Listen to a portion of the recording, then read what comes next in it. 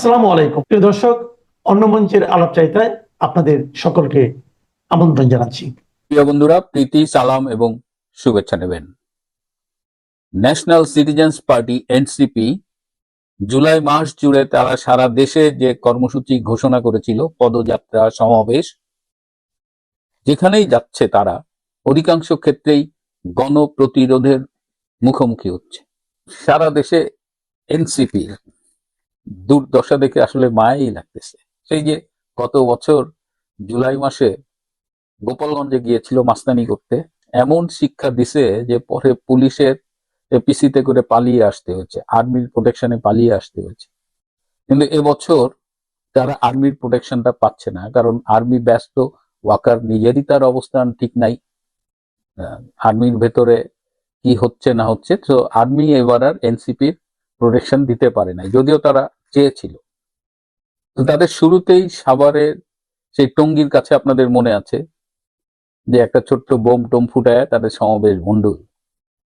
আবার গতকাল তারা হবিগঞ্জে গিয়েছিল। হবিগঞ্জে গিয়ে সেখানকার যে এমপি মিস্টার গাউস, খুব পপুলার বিএনপি লিডার, বা তিনি আওয়ামী লীগ আমলেও ইলেক্টেড মেয়র ছিলেন, সেই পপুলার এমপি কে নিয়ে এই নাসির উদ্দিন পাটোয়ারি খুব আজে বাজে কথা বলেছেন। এই পাটোয়ারি ছেলেটার এই সিনিয়র লিডারদের সম্পর্কে বাজে কথা বলার যে অভ্যাস, এটা কিন্তু আসলে খুব বিপজ্জনক পর্যায়ে চলে গেছে। আমরা ঢাকার বিএনপির যে কেন্দ্রীয় নেতা মির্জা আব্বাস, তাকে তিনি এমন ভাবে উত্ত্যক্ত করেছেন যে মির্জা আব্বাস, অনেকেই বলেন যে পরে তার স্ট্রোক হয়েছে, অনেকেই বলেন যে এই নাসিরউদ্দিন পাটোয়ারি তাকে উত্ত্যক্ত করতে করতে শেষমেশ উনি অসুস্থ হয়ে পড়লেন। তো এখানে মিস্টার গৌসকে নিয়েও তিনি কথা বলেছেন, এবং তিনি যেখানেই যান সে এলাকার জনপ্রিয় লোকজনকে নিয়ে, নেতাদের নিয়ে তিনি এসব আপত্তিকর কথা বলেন। তো হবিগঞ্জে বিএনপি ভালোই মাইট দিছে, আপনারা অনেক ভিডিও দেখেছেন। কিন্তু নাসিরউদ্দিন পাটোয়ারি যে মাইটটা খাইছে, যে বাড়িগুলা দিছে, এই ভিডিও খুব একটা দেখলাম প্রচার হয়নি। আমার কাছে একটা ফুটেজ আছে, ইউটিউবে দেখাতে পারছি না। তো অনেকেই বলছেন যে এগুলো সব সাজানো নাটক, যে এনসিপি মায়ের খেয়া খেয়া, জামাত যেহেতু খুব ইমেজ সংকটে চলে গেছে, জামাত সৎ লোকের দল দাবি করেছিল, কিন্তু এখন দেখা যাচ্ছে জামাত আসলে ধর্ষকের দল। আমি আমার এক ছোট ভাইকে বলেছিলাম যে ভিডিও ফুটেজ গুলো একটু কালেক্ট করে রেখো, এই যে গাজী নজরুল সহ বিভিন্ন জামাতের নেতাদের। তো 21টা ভিডিও ফুটেজ কালেক্ট করার পরে বলছে, ভাই আরো লাগবে? আমি বলছি না, আর লাগবে না। তো জামাত এখন খুব ক্রাইসিসে আছে। জামাতের বি টিম এনসিপি কে তারা একটু মানুষের কাছে অ্যাকসেপ্ট করানোর জন্য এই নাটকগুলো ঘটাচ্ছে, যাতে মানুষ একটু সমব্যথী হয় তারা মাইর খেলে। কিন্তু ঘটনা অন্য, এনসিপি মাইর খাচ্ছে, ফেসবুকে মানুষের হাহা রিয়াক্ট দেখে মনে মনে তো হয় না যে তারা মাইর খেলে মানুষ ব্যথিত হয়। তো তাদের এই নাটকগুলো নিজেরা করুক, করাক, কিংবা পাবলিক তাদের পিটাক, যাই হোক, এনসিপির যে সামনে খুব ভালো দিন আসতেছে সেটা আপাতত মনে হচ্ছে না। তো এনসিপি এই মুহূর্তে ভীষণ মাইন্ডকার চিপায় আছে, এবং যে যেখানে পারতেছে এনসিপি কে দিচ্ছে মায়ের। এবং তারা মাইন্ড কালচার বলছে প্রশাসন আমাদের বাঁচাচ্ছে না, সেভ করছে না। প্রশাসন আসবে না, বাংলাদেশের রাজনীতি যা বলে তাতে প্রশাসন আসবে না। বরং একজন পুলিশের কনস্টেবল বলল যে মাইর খাচ্ছে খাক, ওদের কে বাঁচাইতে যাবে? এবং বলছে, সেই কথা ভিডিওতে বলছে, এবং বলছে এর জন্য যদি আমার চাকরি যায় যাবে, কয় টাকার বেতন পাই। তো এনসিপির অবস্থা, না প্রশাসন না সাধারণ মানুষ কেউ তাদের দেখতে পারতেছে। তো নাটক করুক আর যাই করুক, মায়ের উপরেই তাদের আগামীতে থাকতে হবে বলেই মনে হচ্ছে। সেই 2024 সালের 4 সেপ্টেম্বর, সেই সময়ের তথ্য বিষয়ক উপদেষ্টা নাহিদ ইসলাম বলেছিলেন যে জুলাই আগস্টের শহীদের সংখ্যা 800। সে বছর 11ই নভেম্বর ডক্টর ইউনূসের ভেরিফাইড ফেসবুক পেজে পোস্ট দিয়ে বলা হয়েছিল জুলাই আগস্টে শহীদের সংখ্যা 872 জন। 2025 সালের 3রা এপ্রিল বগুড়ায় এক সমাবেশে বৈষম্য বিরোধী ছাত্র আন্দোলনের নেতা সার্জিস আলম বলেছিলেন এই জুলাই আগস্টে শহীদের সংখ্যা 1000। একই দিন মিরপুরে এক সমাবেশে হাসনাত আব্দুল্লাহ বলেছিলেন জুলাই আগস্টে শহীদের সংখ্যা 1400-র বেশি। আবার যখন জাতিসংঘ তদন্ত কমিটি এলো, তখন এই যে আইসিটি, তার তাজুল ইসলাম এবং তার টিম চেষ্টা করেছিল এই জুলাই আগস্টের শহীদের সংখ্যা 2000-এর বেশি তাদের রিপোর্টে যেন আসে সেই ব্যবস্থা। কিন্তু আলটিমেটলি জাতিসংঘ রিপোর্ট বলেছে 1400-র মতো মৃত্যু। এখানে সমস্যা দুটো, যে 16ই জুলাই থেকে 5ই আগস্ট পর্যন্ত, আর 5ই আগস্ট থেকে পরবর্তী সময়, এই দুটো সময়ের মৃত্যু নিয়ে প্রশ্ন দেখা দিয়েছে। সরকারি যে সংজ্ঞা, শহীদের সংজ্ঞা, জুলাইয়ের শহীদের সংজ্ঞা, সেটা হলো যে শেখ হাসিনার সরকারের আইন শৃঙ্খলা বাহিনীর হাতে কিংবা সেই সময় সরকার দলীয় নেতাকর্মীদের হাতে নিহত আন্দোলনকারীরা, যারা জুলাই আগস্টে আন্দোলন করেছে, তারাই জুলাই শহীদ। সেই হিসেবে 16ই জুলাই থেকে 4 আগস্ট পর্যন্ত বলা যায়, বা 5ই আগস্ট প্লাস মাইনাস। তো সেই সংখ্যাটা কিন্তু আজও এস্টাবলিশড হলো না। কেন এই বিভ্রান্তি? আবার প্রথম আলো, যারা বর্তমান সরকার কিংবা ইউনুস বান্ধব গণমাধ্যম, তারা কিন্তু এটা নিয়ে ইনভেস্টিগেট করে তারা এই সংখ্যাটি আরো অনেক কম দেখিয়েছে। আবার আমরা যখন বিভিন্ন সূত্রে কথা বলি, একদম স্পেসিফিক পুলিশের গুলিতে নিহত হয়েছে এরকম দেখা যায় যে 30 থেকে 40 জনের বেশি হয় না। সেই সময়ে আন্দোলনে একটা তৃতীয় পক্ষের উপস্থিতির কথা বলা হয়, যারা স্নাইপার রাইফেলধারী ছিল। সেই স্নাইপারদের গুলিতে মারা গেছে কত, সেটি নিয়েও একটি বিতর্ক আছে। যাই হোক, সেটি ইনক্লুড করলেও 200-300-র বেশি কোনোভাবেই হয় না। কিন্তু দেখা গেছে যে ওই সময়ে কেউ হয়তো সড়ক দুর্ঘটনায় মারা গেছে, কেউ হয়তো হাসপাতালে কোনো অসুখে মারা গেছে, কেউ হয়তো অন্যান্য কারণে মারা গেছে, তাদেরও জুলাই শহীদ হিসেবে নাম ঢুকানো হয়েছে। যশোরে একটি আন্তর্জাতিক মানের 5 তারকা হোটেল আছে, সেই হোটেলটি পোড়াতে গিয়ে কিছু দুর্বৃত্ত মারা গিয়েছে, তারাও জুলাই শহীদ। এরকম বেশ কিছু ঘটনা ঘটেছে, লুটপাট করতে গিয়ে মারা গেছে বা অন্যান্য কারণে মারা গেছে, তারা জুলাই শহীদ হয়েছে। তো এবং এই জুলাই শহীদ হওয়ার একটা কমার্শিয়াল দিক আছে। এদের সরকার অনেক টাকা দিয়েছে, এদের 30 লাখ টাকা দিয়েছে জুলাই, আবার এদের একটা মান্থলি ভাতা দিচ্ছে অনেককে, আহত যারা হয়েছে তাদের চিকিৎসা দিচ্ছে। সব মিলিয়ে জুলাই একটা বাণিজ্য হয়ে গেছে। জুলাইকে নিয়ে বাণিজ্য করা হয়েছে এবং এটি মূলত ছিল একটি জঙ্গি অভ্যুত্থান, একটি ষড়যন্ত্রের মাধ্যমে একটি নির্বাচিত সরকারকে উৎখাত করবার একটি সফল ষড়যন্ত্রই বলি। সেই ষড়যন্ত্রকেই এখন মহিমান্বিত করতে গিয়ে যে ঘটনাগুলো ঘটানো হচ্ছে, তা আসলে জুলাইয়ের চেহারাকেই বরং উন্মোচন করছে আমাদের সামনে। তো আজকে যেহেতু জুলাইয়ের একদম শেষ, এই বিতর্ক আবার নতুন করে উঠেছে এবং এই বিতর্কে যে প্রশ্নগুলো উঠছে, সরকার পক্ষ কিন্তু কিংবা জুলাই আগস্টে যারা আন্দোলন করেছিলেন, তারা কিন্তু এই প্রশ্নগুলোর জবাব ঠিকমতো দিতে পারছে না। এবং এটা বেশি দিন লাগবে না প্রকৃত সত্যটা উদ্ঘাটিত হতে, কারণ শেখ হাসিনার সরকার কিন্তু একটা বিচার বিভাগীয় তদন্ত কমিশন গঠন করেছিলেন, একজন হাইকোর্টের বিচারপতির নেতৃত্বে 3 সদস্যের তদন্ত কমিটি। সেই তদন্ত কমিটিটাকে আর ফাংশন করতে দেওয়া হয়নি এবং এই মৃত্যু নিয়ে কোনটা আসলেই জুলাই আগস্ট রিলেটেড মৃত্যুর কারণ, এগুলো কিন্তু তদন্ত হয়নি, আইনানুগ কোনো তদন্ত হয়নি। এমনকি যে পোস্টমর্টেমটা করা দরকার সেটিও করতে দেওয়া হয়নি। আমার মনে আছে সার্জিস আলম একটি জনসভায় বলেছিলেন যে যাদের কবর দেওয়া হয়েছে তাদের কবর থেকে তুলে পোস্টমর্টেম করা যাবে না। আইন তো পোস্টমর্টেমের কথা বলে, তাহলে কবর থেকে তুলে কেন পোস্টমর্টেম করা যাবে না? তিনি এটাকে একটা পাবলিক সেন্টিমেন্টের জায়গা থেকে তুলে পোস্টমর্টেমটা ঠেকিয়ে দিয়েছেন, কারণ তিনিও জানেন যে পোস্টমর্টেম করলে প্রকৃত সত্যটা বেরিয়ে আসবে এবং সেক্ষেত্রে এই যে জুলাইয়ের 800 বলেন 700 বলেন, এর অধিকাংশই ভুয়া। এরা জুলাইয়ে আন্দোলন করতে গিয়ে মারা যায়নি। তাদের সংজ্ঞা যেটা, শেখ হাসিনা সরকারের আইন শৃঙ্খলা রক্ষাকারী বাহিনী কিংবা সব রাজনৈতিক দলের নেতাকর্মী, তাদের হাতে মৃত্যু হইলেই শহীদ এবং সেটা 800+, এটা সত্য না। এবং মিথ্যাকে যতই আপনি চেষ্টা করেন সেটাকে আলটিমেটলি এস্টাবলিশ করা যায় না। সত্যের শক্তিটা এখানেই। আওয়ামী লীগের রাস্তার কর্মী এই শব্দটা বেশ আলোড়ন সৃষ্টি করেছে। আজকে ঘুম থেকে উঠে দেখলাম এই ধারণাটা কোথা থেকে এসে এর সমাধান কি, এই নিয়ে এখানে আলোচনা করব। ফেসবুকে এখন অনেকেই প্রতিবাদ করছে, কোনো এক নারী আওয়ামী লীগের সংগ্রামী কর্মীদের রাস্তার কর্মী বলে কটাক্ষ করেছে।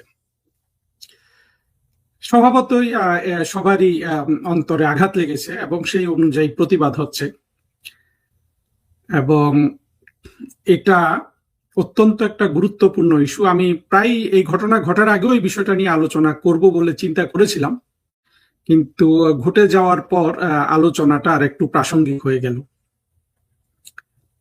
আওয়ামী লীগের রাস্তার কর্মী ধারণাটা আমরা পাই প্রথমত একজন প্রতিমন্ত্রীর কার্যক্রম থেকে। প্রতিমন্ত্রী দেখা গেছে যে বা আরো কিছু নেতা, বুঝে বা না বুঝে হোক, আমার মনে হয় এটা বুঝে তারা করেনি, দেখা গেছে যে তারা কোনো একটা ভালো জায়গায় কিছু তরুণ তরুণীকে নিয়ে প্রোগ্রাম করছে, সেই প্রোগ্রামে সজীব ওয়াজেদ জয়, কখনো পুতুল, কখনো ববি, তারা অংশগ্রহণ করছে। এবং সাধারণত ওই ছেলে মেয়েগুলা ইংলিশ মিডিয়াম স্কুলে পড়ে বা এই শ্রেণীর বা এই জাতের হবে আর কি। সেখানে আসলে সত্যিকার অর্থে গ্রামগঞ্জ থেকে কোনো ছেলে মেয়ে এসে বলে আমাদের অন্তত মনে হয়নি। পরবর্তীতে ওই প্রতিমন্ত্রীর দুর্ভাগ্য হলো যে 2024-এ যখন জঙ্গি উত্থান হয় তখন দেখা গেল যে ওই ছেলে মেয়ে সবগুলা লালবদর। ওরা তখন শেখ হাসিনাকে গালি দিচ্ছে, ওরা তখন জয়কে গালি দিচ্ছে, ববিকে গালি দিচ্ছে, শেখ রেহানাকে গালি দিচ্ছে, এবং যাতে শেখ হাসিনা সরকার পড়ে যায় এরা নানান ধরনের অভিনয় করছে, কান্নাকাটি করছে, আমাকে মেরে ফেললো, আমাকে মেরে ফেললো বলে রাস্তায় হাউমাউ করছে। এইভাবে তারা আবার 24-এর জঙ্গি উত্থানও ঘটিয়ে ফেলেছে। এই জায়গায় আওয়ামী লীগ যথেষ্ট মনোনিবেশ তো করেনি, অনেক কিছুতেই করেনি। ফলে আওয়ামী লীগের রাস্তার কর্মী কথাটা বললে এখন যে নতুন করে যারা রাস্তায়, সত্যিকার অর্থে রাস্তায় বা ঘরে বসে অনলাইনে 2024-এর জঙ্গি উত্থানের বিরুদ্ধে কথা বলছে, যারা চায় শেখ হাসিনা রাজনৈতিক ক্ষমতা ফিরে পাক, রাষ্ট্রের ক্ষমতা ফিরে পাক, তাদের তো অন্তরে আঘাত লাগবেই। রাস্তার কর্মী কথাটা একেবারে যে খারাপ, অর্থাৎ এই ধরনের ঘটনা না ঘটলে সেটা হতো না, কারণ অনেক প্রতিষ্ঠিত রাজনৈতিক নেতা কিন্তু নিজেকে রাস্তার কর্মী দাবি করেন, এবং কেউ কেউ সত্যিকার অর্থে রাস্তার কর্মী। যেমন আমরা বঙ্গবন্ধুর ক্ষেত্রে বলতে পারি, শেখ হাসিনার ক্ষেত্রে বলতে পারি, তারা কিন্তু একেবারে রাস্তাঘাটে, গ্রামে গঞ্জে, যে দুর্গম এলাকা পাড়ি দিয়ে, নদী পথে, বন্যার সময় নৌকায় করে চষে বেরিয়ে রাস্তার কর্মী হিসাবে কিন্তু একজন জাতির পিতা হয়েছেন, একজন প্রধানমন্ত্রী হয়ে বাংলাদেশের অর্থনৈতিক উন্নতি প্রদান করেছেন। ফলে রাস্তার কর্মী বললেই যে আমাদের গায়ে আঘাত লাগবে তাও না, কিন্তু পরবর্তীতে যেটা দেখা গেছে যে একটা বিভেদ না, একটা শ্রেণী তৈরি হয়ে গেল যে রাস্তার কর্মী এবং দালানের কর্মী। রাস্তার কর্মী কে থাকলো? যে এখনো রাস্তায় সংগ্রাম করছে, যে অর্থনৈতিকভাবে উন্নতি করতে পারেনি।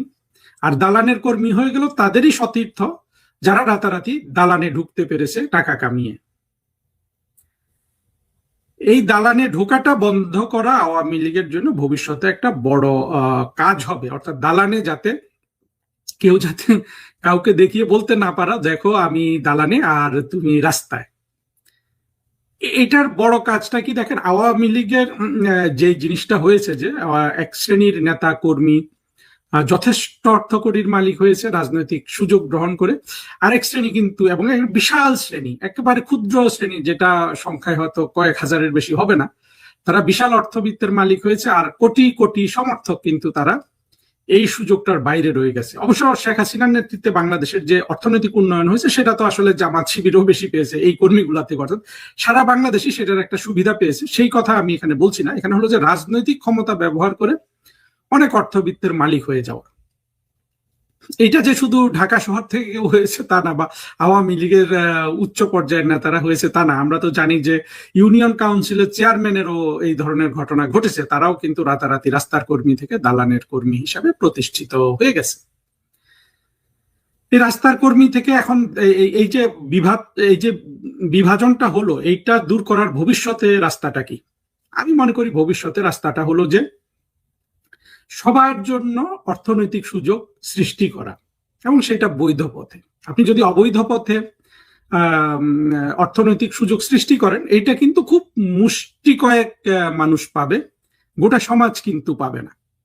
আজকে যারা আওয়ামী লীগের রাস্তার কর্মী বলছে, এদেরকে দুটো শিক্ষা আমার মনে হয় প্রধানমন্ত্রী শেখ হাসিনার পক্ষ থেকে দেওয়া উচিত। একটা হলো যে আশ্বাস, এরা সকলেই কাজ পাবে, চাকরি পাবে, উনি ক্ষমতায় আসলে সবার মর্যাদাশীল জীবন হবে।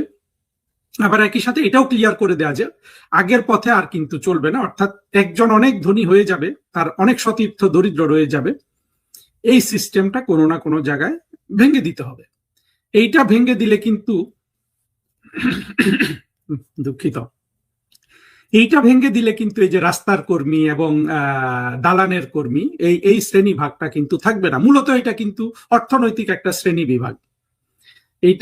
এটা কিন্তু আবার সাংস্কৃতিক বা আপনার শিক্ষাগত শ্রেণী বিভাগ না। সাংস্কৃতিক শ্রেণী বিভাগে দেখা গেছে যে রাস্তার কর্মীরাই অনেক বেশি আলোকিত। এই রাস্তার কর্মীরা কিন্তু এখন ফেসবুকে অন্তত যেটা লেখে, অন্তত আমি যেটা জাজ করি, দেখি আর কি, দেখা যাচ্ছে যে এরা কিন্তু অনেক ভালো লেখে, অনেক ভালো বলে, অনেক ভালো অর্গানাইজ করে। তথাকথিত যারা অলরেডি দালানে ঢুকে গেছেন তাদের কাছ থেকে তারা কিছু লিখলে সেটা মোটেও কিন্তু আকর্ষণীয় হয় না, এবং তারা বললে সেটাও আকর্ষণীয় হচ্ছে না। এখন কিন্তু রাস্তার কর্মীদের কিন্তু জয় জয়কার। সংক্ষেপে যেটা বলতে চাই, আজকে যারা রাস্তার কর্মী হিসাবে কটাক্ষ প্রাপ্ত হচ্ছেন, তাদের কাজ হলো ভবিষ্যতে আপনি নিজেই যেন আবার দালানের কর্মী না হয়ে যান, আপনি যেন রাস্তার কর্মী হিসাবে থাকতে পারেন, এবং আপনার ভাই বোন যারা সতীর্থ এখন একসাথে সংগ্রাম করছেন, সবাই যেন একই শ্রেণীতে থাকতে পারেন। হ্যাঁ, তারপরও যোগ্যতা অনুযায়ী কারো একটু অর্থনৈতিক উন্নতি বেশি হবে, কারো একটি অর্থনৈতিক উন্নতি কম হবে, কিন্তু আমি তো মিনিমাম দেখি যে বাংলাদেশের অন্তত আওয়ামী লীগের মুক্তিযুদ্ধের পক্ষের হয়ে যারা আওয়ামী লীগকে শাসন করবে, মানে আওয়ামী লীগের কর্মী হিসাবে যারা যুক্ত থাকবেন, তাদের একটা মিনিমাম চাকরি হওয়া উচিত একটা প্রাইমারি স্কুলের শিক্ষক, এবং প্রাইমারি স্কুলের শিক্ষকদের বেতন টেতন বাড়ানো উচিত। সেই সূত্রে যাচ্ছি না। আমরা যদি এইভাবে চিন্তা করি, এবং সরকারি কর্মচারী হয়ে বা রাজনৈতিক নেতা, এমপি, মন্ত্রী হয়ে কেউ যদি আগের মতো হাজার কোটি টাকার মালিক হওয়ার পথ যদি রুদ্ধ হয়, তাহলে কিন্তু রাস্তার কর্মী ধারণাটা অনেকাংশে চলে যাবে। সাধারণত দালানের কর্মী হয়ে গেলে কিন্তু আর শিক্ষা দীক্ষা গ্রহণ করার তেমন সুযোগ থাকে না। তখন শুধু অর্থ কামানো বা অলরেডি কামাই করা হয়েছে সেই অর্থের মানে সেই অর্থের বিনিয়োগ কিংবা সেই অর্থের প্রতিরক্ষা, সেটার সুষ্ঠু ব্যবস্থাপনা, এগুলোতে কিন্তু একটা মানুষের জীবন চলে যায়। বর্তমানে প্রধানমন্ত্রী শেখ হাসিনা কিন্তু দেখছেন কিনা জানি না যে রাস্তার কর্মীরাই কিন্তু ওনার জন্য কাজ করছে, কিন্তু সংযোগ স্থাপনের জন্য এখনো কিন্তু দলের উপরের শ্রেণীর লোকজন হয়তো রয়ে গেছে। যদিও আমরা প্রধানমন্ত্রী শেখ হাসিনাকে দেখেছি যে উনি সরাসরি কিন্তু রাস্তার কর্মীদের সাথে কথা বলছেন, কিন্তু সেখানেও কোনো মধ্যস্বত্বভোগী আছে কিনা, সব কর্মী সমানভাবে অংশগ্রহণ করেছেন এটা বোধ করছেন কিনা, সেই জায়গায় আসলে নজর দেওয়া উচিত। প্রথম কথা হলো যে যদি 5 কোটি 10 কোটি মানুষ শেখ হাসিনা সমর্থক হয়, সবার সাথে তো শেখ হাসিনা জনে জনে কথা বলতে পারবেন না, কিন্তু কথা বলার ক্ষেত্রে যদি প্রতিনিধিত্বমূলকের একটা ব্যবস্থা থাকে, যে গ্রামের ছেলেটা কথা বলছে সেই গ্রামের ছেলেটার প্রতি যদি ওই গ্রামের বাকি আওয়ামী লীগ কর্মী, যেই শিশু কিশোররা আছে, কিশোর তরুণরা আছে, তারা যদি মনে করে যে ওই অমুক কথা বললে আমি খুশি, বা আমাদের মধ্যে সেই কথা বলার যোগ্য, এইরকম যদি হয়, তাহলে কিন্তু এই ধরনের রাস্তার কর্মী এই যে ইস্যু আসলে মূলত সেইটা তৈরি হবে না। তো এইটাও কিন্তু একটা গণতান্ত্রিক পথ, অর্থাৎ উপর থেকে চুজ না করে কর্মীদের যদি চুজ করতে দেয়া হয় যে কে রাস্তা, মানে কে কার প্রতিনিধিত্ব করবে, আওয়ামী লীগের অভ্যন্তরীণ গণতান্ত্রিক পথটা আসলে খুলে দেওয়া উচিত। এখন না, এখন তো আসলে একটা কঠিন সময় যাচ্ছে ভবিষ্যতে। এবং আরেকটা জিনিস খুব প্রয়োজন, যেটা হলো যে মুক্তিযুদ্ধের যে চেতনা বলুন, যেটাই বলুন, মুক্তিযুদ্ধ কেন্দ্রিক যে বাংলাদেশ, সেইটা কোনোভাবে যদি ডাইলিউটেড হয় কোনো জ্ঞানী দ্বারা, কোনো গুণী দ্বারা, কোনো কর্মী দ্বারা, তাদেরকে বাতিল করা এবং মুক্তিযুদ্ধ কেন্দ্রিক বাংলাদেশ প্রতিষ্ঠা হওয়ার ক্ষেত্রে সেইখানে যে ইন্টেলেকচুয়াল পথটা গ্রহণ করা দরকার, সেই পথের বিচ্যুতি কিন্তু মেনে নিলে আওয়ামী লীগের ভবিষ্যৎও নাই, অতীতও কিন্তু আওয়ামী লীগ কিছু ভুলের কারণে শেষ করে দিয়েছে। ফলে অতীত এবং ভবিষ্যৎ দুটোই কিন্তু আওয়ামী লীগের ডিপেন্ড করছে যে মুক্তিযুদ্ধ কেন্দ্রিক বাংলাদেশ, যেটা এক কথায় যদি আমি বলি, এক কথায় বা এক বাক্যে, সেটা হলো যে একটা আধুনিক, অসাম্প্রদায়িক, সমৃদ্ধিশালী, গণতান্ত্রিক বাংলাদেশ। একেবারে সোজা কথা, এই যে একটা বাক্য বললাম, সেটা আমাদের মুক্তিযুদ্ধের ঘোষণাপত্রে ছিল, ৭২-এর সংবিধানে ছিল। এই পথের বাইরে যত ধরনের বুদ্ধিবৃত্তিক চর্চা, কবিতা চর্চা, উপন্যাস চর্চা, নাটক চর্চা, গান চর্চা, ফিলোসফিক্যাল চর্চা, যত কিছু আসবে সেগুলো আওয়ামী লীগ আপাতত সেইখানে আওয়ামী লীগের এক ধরনের পক্ষপাতিত্ব দেখানোর দরকার, এবং তার সকল কর্মীকে, রাস্তার কর্মী এবং দালানের কর্মী, যারা মধ্যস্বত্বভোগী কিংবা যারা মধ্যস্বত্বভোগের সুযোগ পান না, সবাইকে এই পথটা বেছে নেওয়া এবং এইটা কঠোরভাবে ঠিক করে দেওয়া কিন্তু প্রধানমন্ত্রী শেখ হাসিনার একটা গুরুত্বপূর্ণ দায়িত্ব। কিন্তু এই দায়িত্বে তিনি কিছু করেছেন এখন পর্যন্ত আমরা কিন্তু এইটা কিন্তু দেখিনি। 2024-এ আওয়ামী লীগের পতনের মূল কারণ কিন্তু দুর্নীতিও না, যদিও এগুলো নিয়ে অনেক কথা বলেছি। মূল কারণ কিন্তু যেগুলা জঙ্গিরা দেখিয়েছে, সাইবার সন্ত্রাসীরা দেখিয়েছে, যে দুর্নীতি, মানবাধিকার লঙ্ঘন এবং ভারতের কাছে বাংলাদেশ বিক্রি করে দেয়া, বরঞ্চ সবচেয়ে বেশি কার্যকর অস্ত্র ছিল ভারতের কাছে বাংলাদেশ বিক্রি করে দেয়া। এইখান থেকে আওয়ামী লীগ উদ্ধার পেতে পারে। আমি যে রাস্তাটা বললাম সেটা, যে আওয়ামী লীগের যে মুক্তিযুদ্ধ কেন্দ্রিক একটা ইন্টেলেকচুয়াল পথ আছে, সেই পথে সবাইকে সন্নিবিষ্ট করা, সেই পথটা মানবতাবাদী, সেই পথটা বহুত্ববাদী, এবং সেই পথে যদি থাকা যায় তাহলে কিন্তু অনেক সমস্যার সমাধান হয়ে যায়। এইরকম একটা ভালো আদর্শ তো নাই, আসলে আমার দৃষ্টিতে নাই। সেই তর্ক আজকে যাচ্ছি না, আমি রাস্তার কর্মীদের কথাই বলছি, যে রাস্তার কর্মী সমস্যাটা অনেক ব্যাপক আওয়ামী লীগে, এটা সব দলেই, এটা শুধু জামাতে নাই, বিএনপিতেও কিন্তু এই সমস্যা আছে।